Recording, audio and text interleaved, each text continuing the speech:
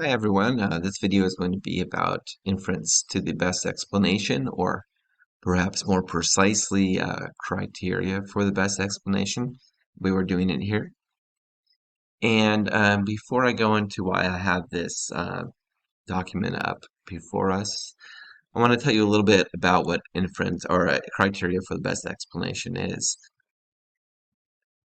So before the 17th century, people would explain phenomena in the world using Aristotelian sciences in academic settings.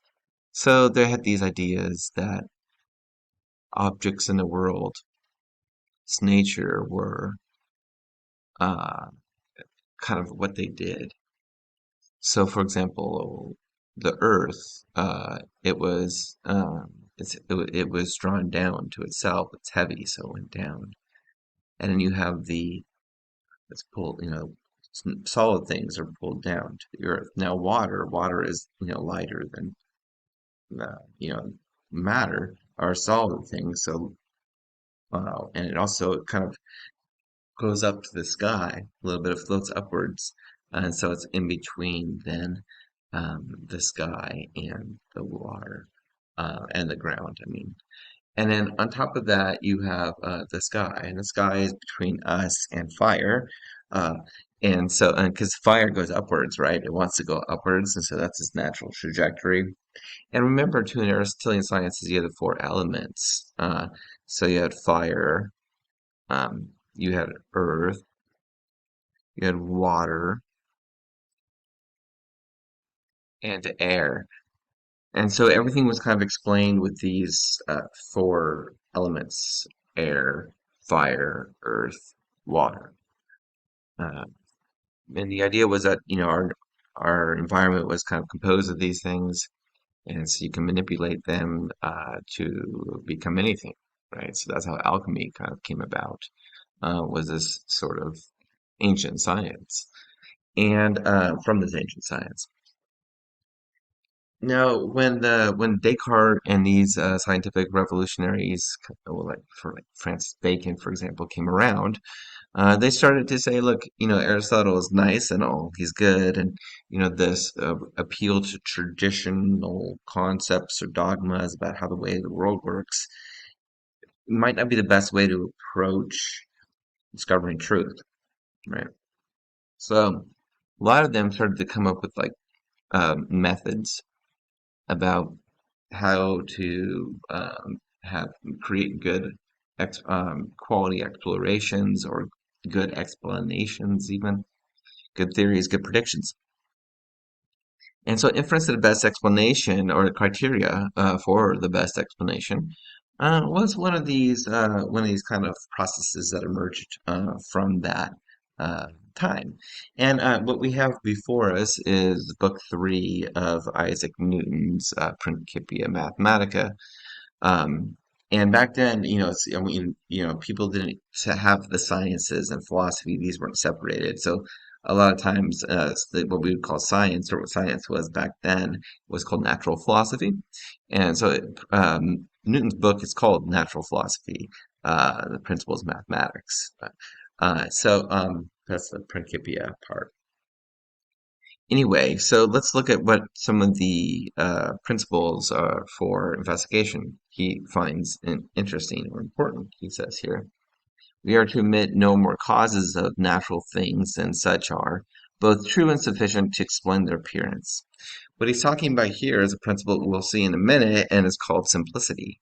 So this is the criteria that he wants to say is important for having accurate judgments or having good theories. So these other ones here, rule two and rule three, and then he'll go on and talk about other rules as well. These are going to be kind of his criteria. He's going to say, look, it should be a good explanation. It should be simple. It should be consistent, and he has different principles he wants to talk about. Now, something to notice that I want you to notice is that after he sets up his principles, his rules, he calls them, he talks about the phenomena or the appearances. So these what you're supposed the idea here is that you there's these phenomena that are in the world that we want to explain, right? Or appearances, or these things that happen, and we want to figure out what is going on. What is the explanation of these events?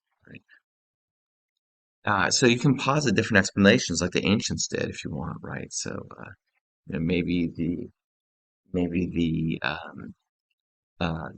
planets appear to be rotating because they are inside of crystal spheres, right? That's certainly possible. So they can explain things like that. But is that the best explanation? I don't, Newton didn't seem to think so. And so what he does then is he applies these principles or rules, he calls them, to then solving these phenomena.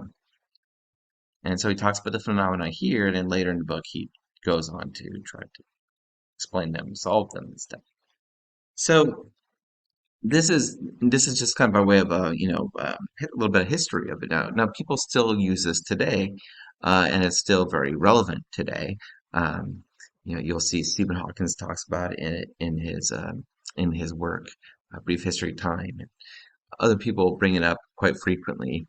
So there's a set of standards or criteria that people typically think are useful in creating accurate theories or deciding between different theories or different explanations. And so what we'll do right now, I'm going to switch gears and put up our PowerPoint, and we'll see these criteria and we'll talk about it a little bit. Okay, well, before we look at the criteria, what I want to do is check out um, the story. So let's, because remember, inference criteria to the best explanation is really trying to determine which explanation is best given about a particular phenomenon or situation. So this could be our situation here. So imagine this. So I go shopping Sunday evening at Costco. I come back and put like a bunch of cookies in this cookie jar. Monday, I get home from work right in the evening, go into the kitchen and get a cookie, and there's nothing in there. They're all gone. I notice that there's a bunch of cookie crumbs right on the counter, the kitchen, from the kitchen to the living room, and it splits off really nicely to both the couches, to this one and to the one over there. And I see, cookie crumbs, and as I look up, right, I see them all over my daughter's face. She sits right here, and all over my son's face as he sits there. And I say, "Did you guys eat all the cookies?" And they're like, "No." And and I'm like, "Did you have friends over or something?" And they said, "No." And they gave me a good reason not to think that. And I could typically tell the truth, so I was thinking, well, maybe I didn't put as many in there as I thought, or maybe I ate some, or dropped some, or something like that, right? So maybe that happened. Okay, so consider the story, right? So this is the story. Now, you have a situation or a phenomena or an appearance or some sort of event that requires explanation. So right here we have a situation that requires explanation. What we need to do now is we can have a couple of explanations for it. Right? So first explanation, say we have my friend Matt's, and I say the next evening I went out with my friend Matt, and I said, "Hey, this is what happened." And Matt says, "Paul, your kids have you wrapped around their finger. They might be generally honest, but they're like teenagers, and kids typically lie. So what happened was when they got home from school, they turned the TV on and they went up and got some cookies, and they kept getting up and down from the couch into the kitchen, back and forth to the respective couches, eating the cookies.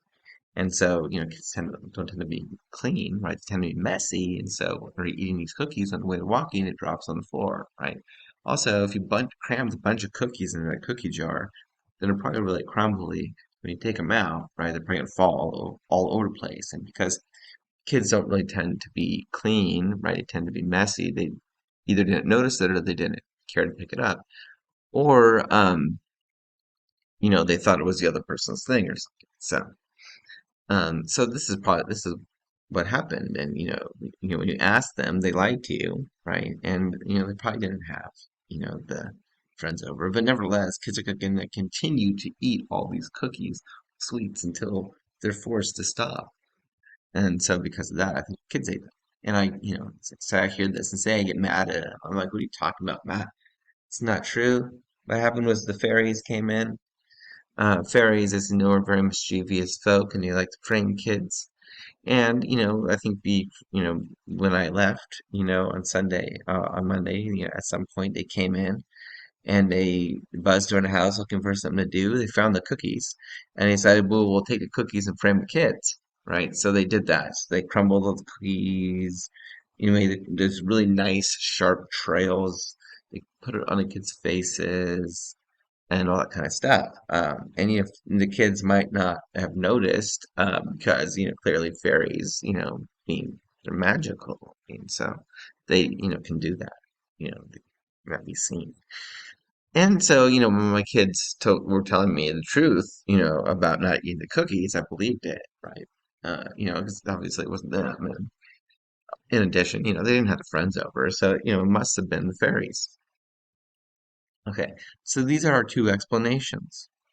Now, when we have these explanations, this one here from Matt, this one here from me, and then we have the situation story set up.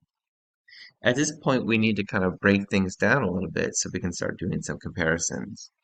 And so what we're going to do here is we need to break down the essential points of this story right here into what we call data points. And so you scroll down, and what we do is we take the main points of the story and break it down and number them. So you say, okay, well, on Sunday there were about 70 cookies in the jar. On Monday evening they were gone. There were crumbs in a kitchen counter on the floor. There was the trail. The kids were on different couches. They had cookie crumbs on their faces. They said that they didn't eat it. And they said there were a lot of them in there. And they tend to be honest. So this is the data that we have. Um, and the idea here is that you want to get essential data and data that is it's such that if you don't explain it, then you're missing something of the situation. So essential data is that if you take that data out, it actually changes the situation. Um, we want we don't want the irrelevant things in the story, right? Like, does it really matter how delicious the cookies are, um, or you know, the how I asked them, or whether or not their friends were over, or those types of things. I mean, it does matter if their friends were over, but because they weren't over, or I at least didn't believe they were over, it's not clear that that matters, but it could matter if you want to include it, right? Nevertheless, there's a lot of stuff, like me shopping at Costco. The number of cookies, while isn't specifically important, like there were a lot of cookies, is important. So there's a lot of things that aren't necessarily important. We wouldn't want to include that in there because they're not necessary. So the data that we get from that story are kind of like the essential facts that require explaining that you have to connect together. And to connect these together, what we do is we make a theory, right, or an explanation. And the explanation is supposed to kind of connect these, right? So, okay, well, the explanation says, well, this is how number one connects to number two. This is how number two connects to number three to number four, etc., and all the way down. So your theory is kind of this narrative that connects all of these points, right? Tells you how this works, how it connects. And we saw that there were two of them. There are two theories. So we had my theory, which was the fairy one, and Matt's theory, which was my kids one. Now, if you were in class and I told the story, I might have told you that in the words of me telling the story that Matt told. But I always feel uncomfortable with that. I kind of want to give Matt the good story. So anyway, so here we have, it's important to know then to break it down into data points. And given the explanations, these also need to be analyzed or broken down a little further. And the way we break these down is we break them down to what we're calling them explanatory tools. An explanatory tool is something that is essential to the explanation, kind of like the data points are essential, the essential facts of the situation. So the data points are the essential facts of the situation. The explanatory tools are the essential facts of the explanations. So what we want to do then is we want to take the core parts of my explanation, the core parts of Matt's explanation, and then break them down into their individual functions or role. They break them down to the individual parts, right? Because we want to show how these are working together. So we can break them down like this and call them explanatory tools. So the essential parts for math is that the kids ate the cookies, the crumbs fell on the kids' faces as they went back and forth. Kids tend to be messy. Kids tend to eat sweets until something stops them, and kids tend to lie to get out of trouble. My explanation was a bit longer. It had more, rather, it had more facts or more explanatory tools. So this one is a fairy snuck in my house. They took the cookies and they ate the mess. They rubbed the rubbing thing. They mischievous. They like the frame. They're magical. The kids are responsible and they're telling the truth. So mine has 9 explanatory tools, and that has 5. So imagine that if we didn't, uh, if Matt's explanation didn't include number 4. Well, if kids didn't tend to eat a lot of snacks, or at least my kids didn't, then why are all of them gone? If there are a lot of cookies, and why, they might eat a lot of them, but why are all of them gone? Uh, Also, so that's essential, so we want to keep that. Another one is the kids tend to be messy. So this is going to be important because the cookie crumbs on their faces and the crumbs on the ground, right? If you remove that, it doesn't ex that is unexplained. The trails on the ground are explained by number 2, and all the cookies gone are explained with number 1. But actually, now that I'm looking at it, it's possible that we can explain uh, this without this, but I think we want to include that for now. I think that we a consideration. Um, so these are essential parts of the explanation. Like if you remove one of them, like it's not the same explanation. Something radically different is going on. And so those are the explanatory tools. So let's go back to the beginning. So we have the situation. Here we'll call this the story. That is the story. That's not where I want you. And then we have the 2 explanations.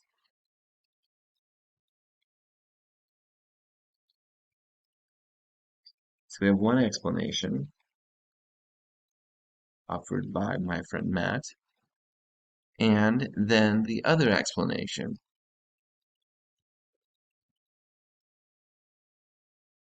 offered by yours truly. I should probably say that there.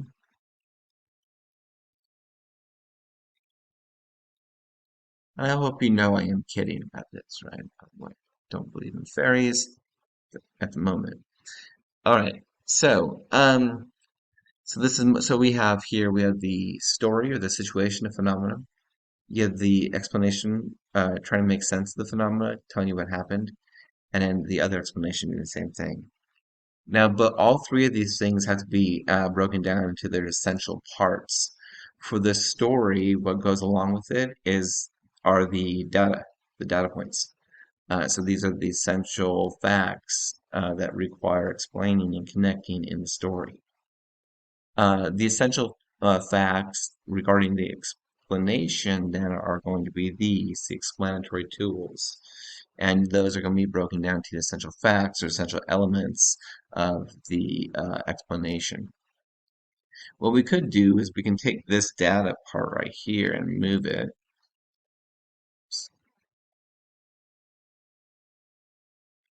And then we can put it between the explanations. And so then separate it more for us. So then the breakdown would look like this. You have your story. Ready? You have your data. You have your explanation. You have your second explanation. And then we break it down to our explanatory tools. So now at this point, you can start to analyze the story and analyze rather the explanations. And so now at this point, we're going to transfer over to the PowerPoint criteria.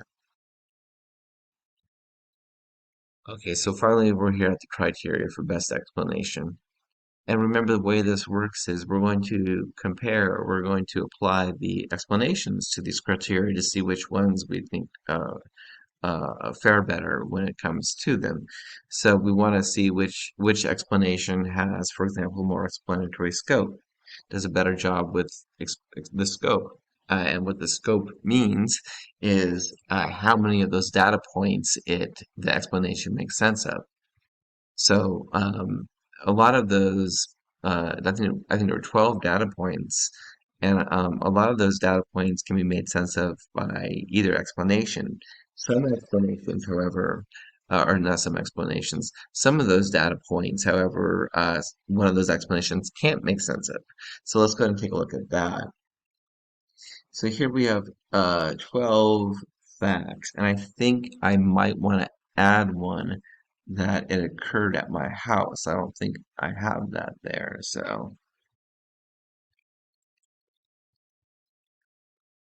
Uh, so here are our data points. Now, some explanations can make sense of one of the explanations can tie all of them together, but one of the explanations can't. It can't explain some of the facts. So, for example, Matt's explanation does cover all of the data points. It makes sense why the cookies were gone. And Mark, I don't snore right now. It makes sense that it happened at my house 'cause my kids live there, right? Why the crumbs were on the kitchen floor. He talked about that. He makes sense of all these different things. Mine, on the other hand, my explanation doesn't make sense of this one that happened at my house. Nor does it, yeah, I think yeah, we'll talk about this one. It doesn't make sense of why it happened in the house. So think about it for this week for a second.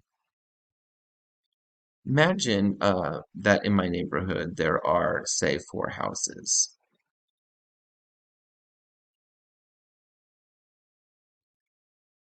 So the houses. Imagine that each of these houses has cookies and kids, right? And so imagine this is true.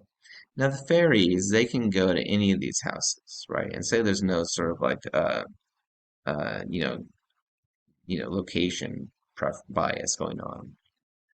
They're all equally appealing. So generally speaking, there only should be like a 25% chance that the fairies are going to hit my house as opposed to someone else's. At least right in its general location, it's probably even lower, but let's just talk about this. Now the thing is that, okay, well, say this is my house, right here. What about isn't this racing? Okay. What about my kids?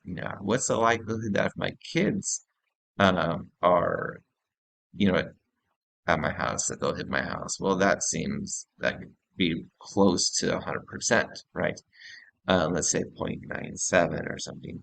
So why did it happen at my house as opposed to someone else's? Well, that's explained because my kids live at my house, but the fairies hitting my house, that can't be explained by maths. Sorry, by my explanation.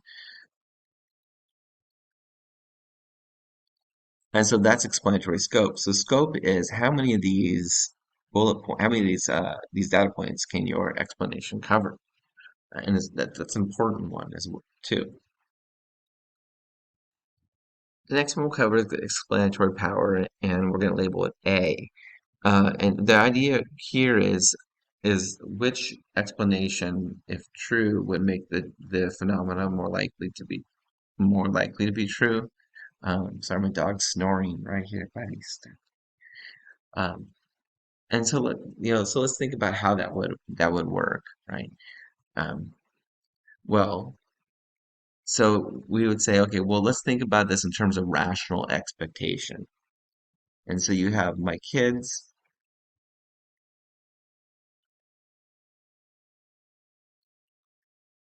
and then you have the fairies.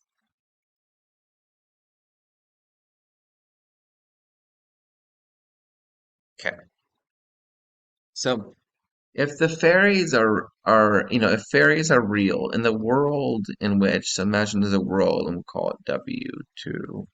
There's a world in which fairies are real. In this world, how likely is it, do you think, that they will hit my house, right? That they will do what they did, make this mischievous mess and do all these things? Well, I think like you could, not a bad conclusion. You could say, well, at least in this respect, well, let's say it's 25%, just because we'll go with the highest number, 25. It's probably significantly lower than that. But we'll say 25%. Okay. So I would expect this to happen if fairies were real and do these kind of things. I'd expect this to happen about 25%, about 25%, my expectation level. But my kids, however, imagine a world in which my kids live at my house, right? Which is the actual world, but we'll call it W1. And imagine a world in which kids do all the stuff that, we say kids do. Uh, what happened, what we, this, in a kid's situation, in this world, it seems that we would really highly expect to see the phenomena that, or you wouldn't be surprised at least to see that data that we're talking about. You wouldn't be surprised to see that there's a mess and cookie crumbs on our faces and a mess in the kitchen. You wouldn't. It wouldn't be too surprising. You'd expect to see that much more than at least you would with the fairies. Maybe you would say something like 75%. Yeah, that seems likely, right? 75%. So this is the idea with explanatory power. It's the idea is like, well, if the causal source is real, if the fairies are real, there's a world in which this is true, how probable do I think the data is, given that the data in this sense is that the cookies went missing and all that stuff.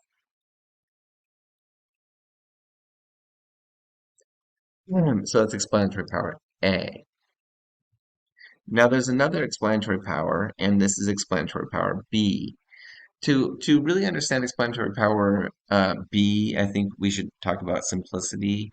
So simplicity is this the idea that the an argument is the better argument or the better explanation, I mean, is the one that has fewer explanatory tools. So you remember when we broke the explanations into their explanatory tools, we broke the explanations into their essential parts, their essential facts.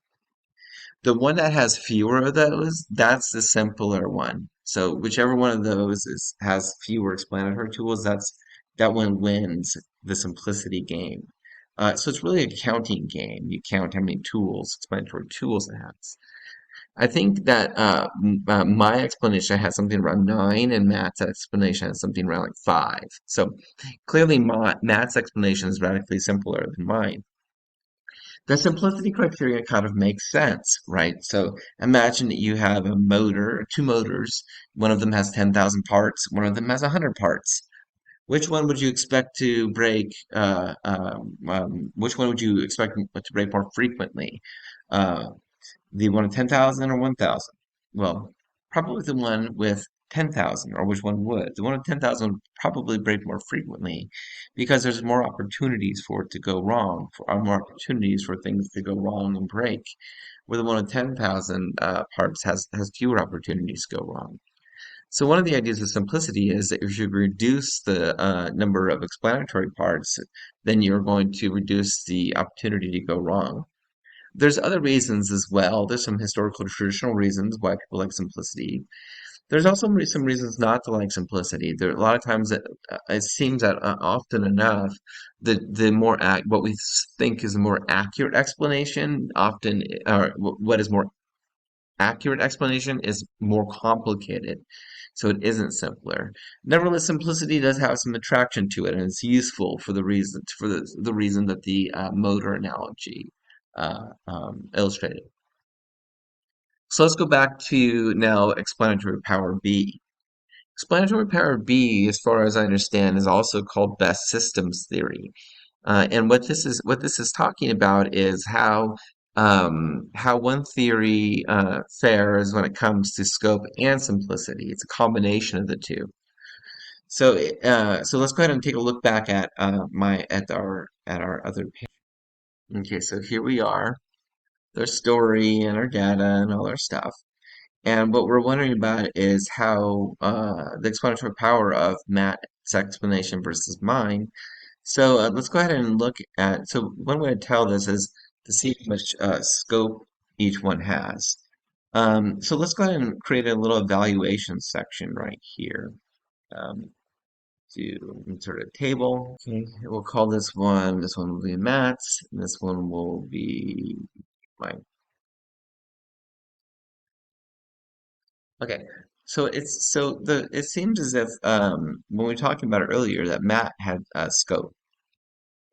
The reason why Matt had scope, more scope than mine, was because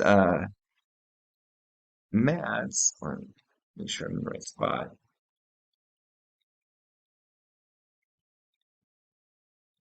Matt's has more scope because Matt's covers all of the data points.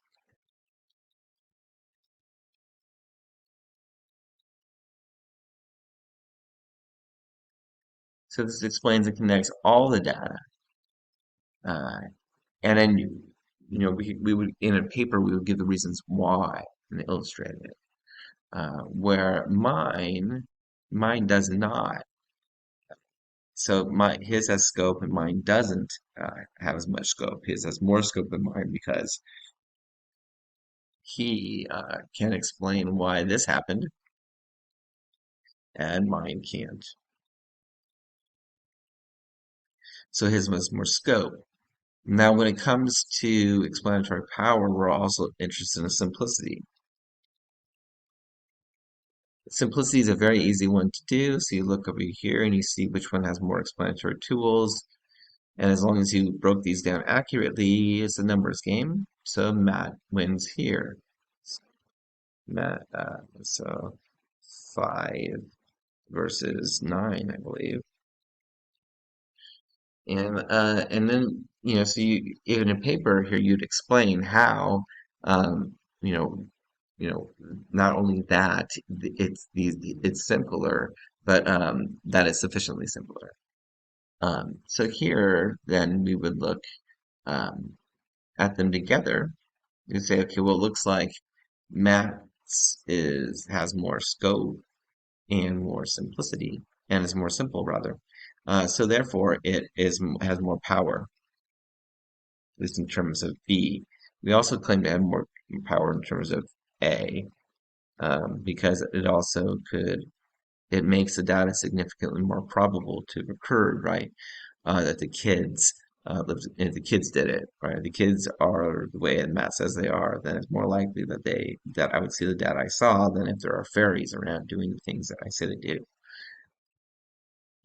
Okay, so power B, and the reason why is because it's more simple and has fewer explanatory tools.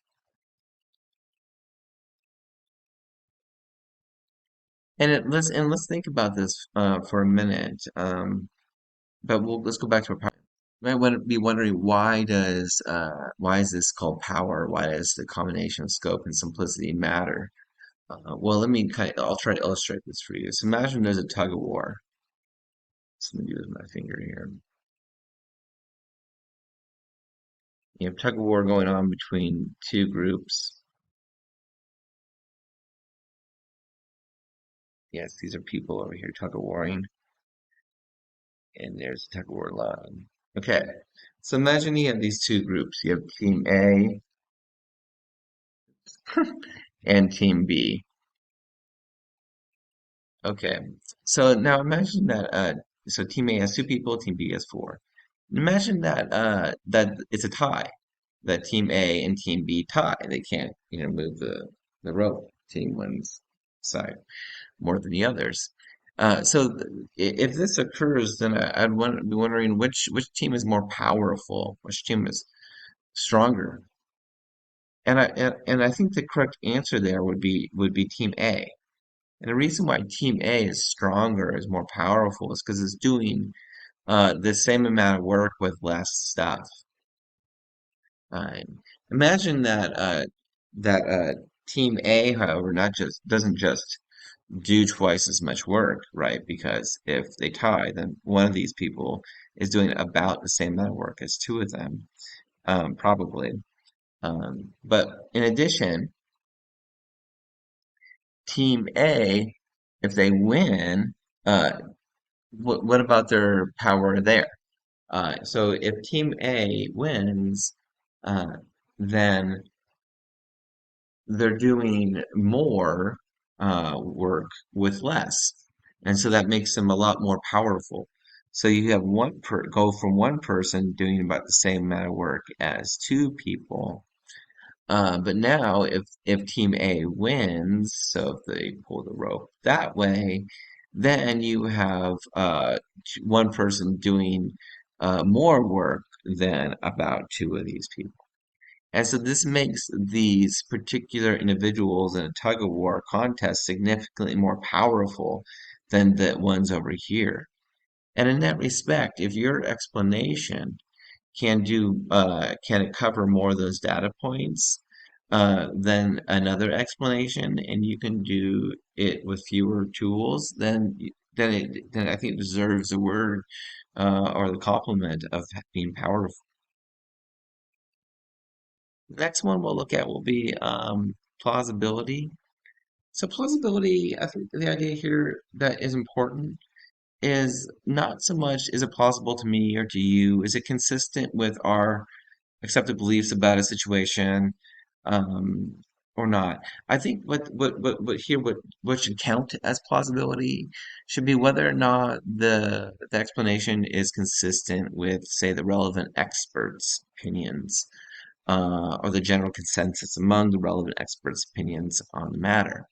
Uh, so, because like say we go out to, I run into you and your friend at, say, a restaurant or something, and you're asking me about some sort of, and you guys are discussing some sort of really complicated mathematical theorems, and you ask me my opinion, and I say I don't really know, and I kind of give you a little gist, and then you guys give me your theories, and I say, well, yeah, that sounds good. Well, that might be plausible to me, but it's probably because I only have a couple beliefs about it. And so a lot of things are consistent with it. And so when you know more things, you have more beliefs uh, to show consistency, inconsistency. And so less things then become probable to you or plausible to you, because you can see more, less things become consistent with it. Um, so we want to know not about the plausibility of just anyone.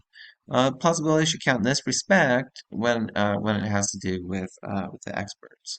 It doesn't mean that you shouldn't have lovely, fun conversations with your friends about all these topics. You should. That's how you start to become an expert, right? Get interested and excited. Clearly, Matt's has more plausibility than mine. Last I checked, botanists don't think that fairies do the things that fairyologists, or whatever you call them, say they do, right? So you take the myth of fairies, fairies like bring plants up, they give them the colors by painting them. Meteorologists also don't think that the fairies change the seasons. They think there's something else involved there. So the relevant so fairies are inconsistent. The existence of fairies, rather, or the what they do, is inconsistent with the best science we have about those topics, and so it doesn't seem plausible. Matt's, on the other hand, seemed very plausible because Matt's, was talking about what kids do. If you ask a developmental psychologist whether or not that was plausible, they'll say, yeah, maybe they overdid it a lot, but it's definitely plausible. The next one would be less ad hoc. And less ad hoc is really going to be having fewer new suppositions or adding fewer new unnecessary details into your explanation. All explanations are going to be a little ad hoc because all explanations are going to kind of weave together those disparate facts, those different points in the story, those data points. You want your explanation to be less ad hoc. You want to have fewer suppositions than another one. You want to have fewer new suppositions that don't kind of grow from or organic from the set of data, the agreed data facts. Another way to so maths clearly in this case is ad hoc, right? You don't need fairies to explain sorry, not maths, my explanation is clearly ad hoc. My explanation is ad hoc because you don't need fairies to make sense of why the cookies are gone. uh, you don't need fairies to explain why there's crumbs on the floor and on the kids' faces.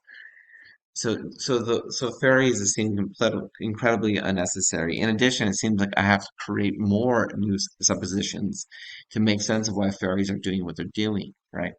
So new supposition adding is that fairies are mischievous. Okay, that's a new supposition. That wasn't okay. That's a new supposition because I added the fairies. Okay, well, what about that? We'll have to add a new supposition too. What kind of mischievous are they? Well, they like to frame small. They like to frame kids, right? That's something they like to do. So they like to frame kids. That's a new supposition. They are mischievous. That's another one. There's a lot of new suppositions, and so my explanation is clearly more ad hoc than Matt's. Yes. The next one that we'll talk about here is comparative superiority. So the idea here is that whichever explanation meets these criteria better or has more of these explanatory virtues, you could say, is comparatively superior to the other one. But before we get to that, I kind of want to bring up, I want to add in a couple other criteria that might be some of them are considered to be general, just requirements, minimum requirements for explanations, and the other ones, some people kind of consider these to be bonuses. So let's kind of turn to those. The first one we'll look at here is internal consistency. And so consistency is very important, right? You don't want contradictions. If you're contradicting if there's a contradiction there, then something has gone wrong, something's not true. So an explanation cannot be inconsistent with itself. Uh, so a theory cannot contradict itself. Um, you don't want the theory to say one part of the theory to contradict another part of the theory. So, say if you have an ethical theory that states that justice is the highest, the only ethically justice is the only thing that's intrinsically good. So that's a principle in your ethical theory. But also your ethical theory permits radical injustices at times, then that's an inconsistency as far as I'm concerned. So that would be an internal inconsistency. And if you have that going on, then your theory contradicts itself, meaning it makes itself false. So you don't want that. Another issue is external consistency. You want your explanation to be consistent with the data you're trying to explain. So if you think back to the situation, Matt's explanation rather, and the data. So say Matt's explanation also included uh, a tool that says that my kids in particular always cleaned up their mess. So that all of a sudden becomes inconsistent with, or it's also, inconsistent with the data, right? That there's a mess in the kitchen or something like that. That'd be inconsistent. Or if I said fairies don't like to frame people under the age of 18 or 16, then that would be inconsistent if I said that in my theory. So you want to make sure that your parts of your theory are consistent with each other, and the parts of your theory are consistent with what you're trying to explain. So these are a couple additional criteria. The next one is predictability, and Newton thought this one was important. A lot of people think this one's important. A theory, if it's a virtue of a theory, it's a good for a theory to be able to do this. The idea is that your theory has predictability if it can explain a somewhat unrelated um, issues or states of affairs. So, for example, like Newton's theory of gravity was useful in predicting the positions of the planets in our solar system. So now the universal law of gravitation and his theory of gravity isn't necessarily about that, but you can use it to predict these things, or it's useful in predicting these things. Other theories, like if part of your theory, like math, said that kids are typically messy, right? If that theory is true, then it's likely the case that my kids' rooms would be messy, or that they would leave messes at other places, right? Or their backpack wouldn't be clean, or that they might forget to do their turn in their homework or something like that. So that would be useful in making predictions. The next one is falsifiability. So clearly maths is useful for prediction, by the way. Mine isn't. It's not going to be clear how you're going to, the fairies would be useful in prediction. I mean, you could say, you could make predictions with it, but the predictions probably come out false. So, falsifiability. This one is, it's important to understand this one is not talking about that your theory or explanation is false. What this is talking about is whether or not your theory in principle can be demonstrated to be false. So you need to be making clear and publicly accessible claims. For example, if we're talking about like how a light shines in the room or something, and I say, when I flip that switch, it excites the no-see-ums. When the no-see-ums swarm around, then that's what you're seeing there, that occurrence, that light, what you're calling light, is just an occurrence swarming. And then maybe you ask me, well, like, let's look in there and find a no-see-ums. I said, well, yeah, you could do that, but all you'll see is this like metal structure that they hang around, or the glass structure they hang around in. The no-see-ums, by their very nature, are you can't see them, right? You can't see the no-see-ums. I'm sorry, but that's not something that you can do. We can't investigate them. So that's a theory that's not falsifiable. It's not something that is really that it's something that makes a theory not really interesting. This is one, I think, fault of conspiracy theories, right? So conspiracy theories always accommodate the objections to it.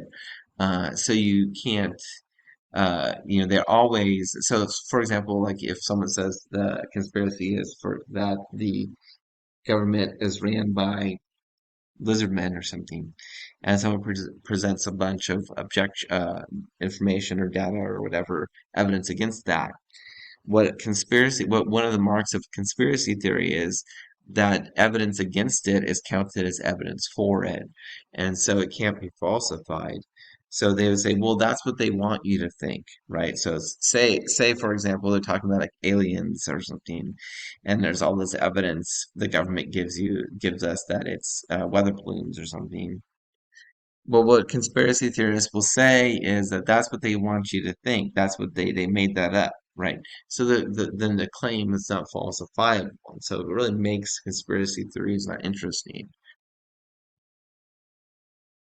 A lot of things can be falsifiable as well. Things you might not think could be falsifiable, like ancient Romans tended to be polytheists, or that heat in solid objects is mean molecular motion, or that Julius Caesar was killed by his best friend. Historical claims are falsifiable as well. You've gathered the evidence to make the claim, to argue against the claim. So we have all our criteria now, and now we can talk about the comparative superiority. So after we're done with doing all of the looking at all of the criteria, we go back to our where we're talking about um, the different explanations. And we see, okay, well, Matt's had more scope. Matt's had power A and power V. Matt's was also simpler and more plausible and less ad hoc. We didn't talk about accords of accepted belief, so don't worry about that. In addition, Matt had the other criteria that we're interested in, right? Matt's is falsifiable, and Matt's is going to be useful in prediction, where mine won't be. Maths is internally consistent and externally consistent. Mine is as well, but maths is also. So, so the way criteria for best explanation then works is kind of like that. So let's go ahead and take the word document. If you're going to write this in a paper, what you would do is say, if you were going to just talk about one explanation, you could take the story here, right? And have your break them into the data points, but instead of doing it vertically, do it horizontally. So you would go change it like this, so on and so forth. So you do it horizontally instead of vertically. And after you did that, then you would present your explanation here. You can, it doesn't really matter actually where you place your explanation. You can put your explanation above the data points or below it. It doesn't quite matter. All right, so after you have it all listed horizontally, you have your story here, give your story, and then break it down to your data points. Um, and what you can do here is you can explain how you need to explain how this is your data points, write that down, and then you give an explanation. Okay, so you offer the explanation. At this point, then, you're going to transition, do a transitionary statement to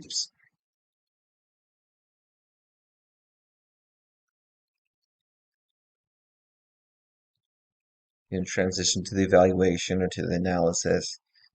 And what you're going to do at this point is you're going to start talking about uh, why a particular theory or a particular explanation is better than another one, or you're going to talk about how one explanation does or doesn't have certain explanatory virtues. So if you wanted to talk about one explanation, what you would do is you would state the explanation. So here you have mine, and you'd say, well, when it comes to scope, how does it do when it comes to scope? So you can say explanatory scope, and then you would say, well, here Paul's fairly well when it comes to scope,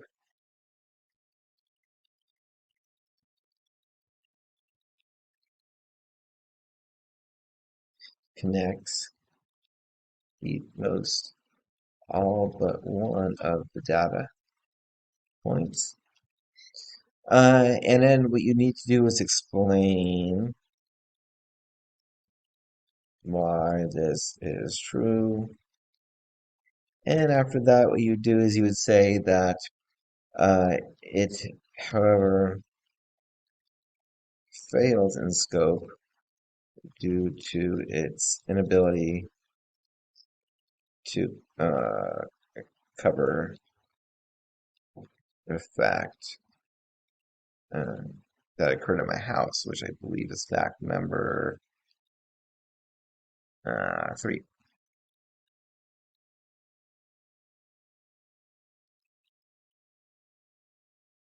Datum 3. Oops. Okay.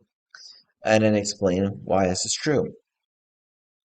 Why is it true that it fails to cover datum 3? Uh, and then, tell us why. And then what you do is you do the next criteria. So you can do explanatory power B.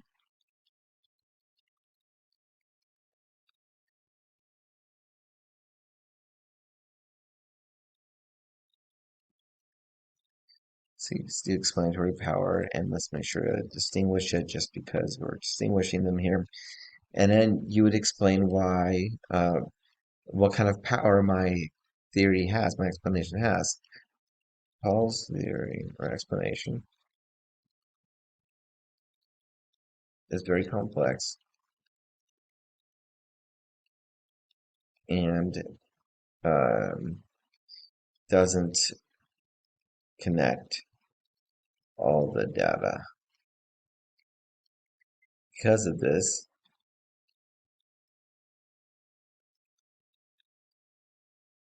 Paul's explanation is weak.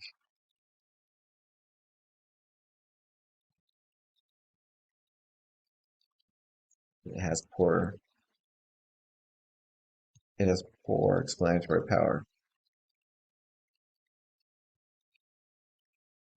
So so this is kind of what you do, and you can do a little bolding and underlining.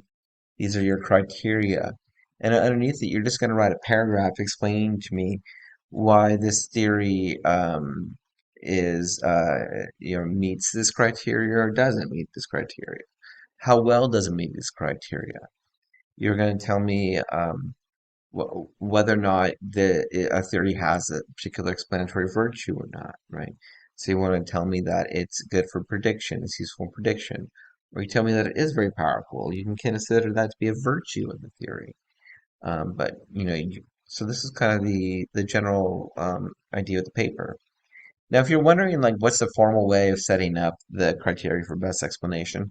Well, there is no formal way of setting it up in writing an essay, but there are different parts to it that I want to be able to see.